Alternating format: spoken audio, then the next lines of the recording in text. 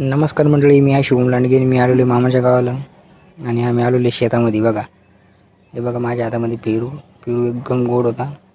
आणि हे बघा मामाच्या वावरामधली कपाशी म्हणजे पळाटी, आपण ज्याला कापूस म्हणतो. हे बघा कापूस कसं यासनं झाला आहे पूर्ण. आता फक्त नका राहिलेलं आहे त्याच्यामध्ये ते कापूस येसून. आणि तो बघा आमचे मामा कसे झोपले तिथं मस्तपैकी. हे मोठे मामा होते आणि राणीच्या पायाला लागलं, इथं नक्की लागली ती कापसाची. त्याच्या पायातून थोडंसं ब्लड आलं होतं. हे बघा इथं मस्त कसं सूर्य आहे, वातावरण किती भारी झालं संध्याकाळच्या टायमाला. मस्तपैकी किती भारी वाटतं आहे सूर्य. हे बघा असा कापूस टाकावा लागतो त्याच्यामध्ये. हे बघा मामींदे कसे कापूस दाबावं लागतो, याच्यात कापूस टाकावा लागतो या बोधामध्ये.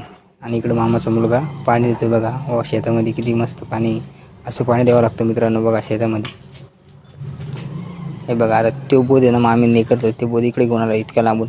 म्हणजे 1 किलोमीटरहून तो डोक्यावरती घेऊन आला आहे. कमीत कमी 50 किलोचे होते. आणि असं गाडीवर बांधावं लागतं बघा मित्रांनो. असं गाडीवर बांधून आता मामा बांधतायत. आता असं गाडीवर घेऊन जायची ते घरी. चला मित्रांनो, आता झालं घरी जायचं आहे. चला निघलो आता घरी.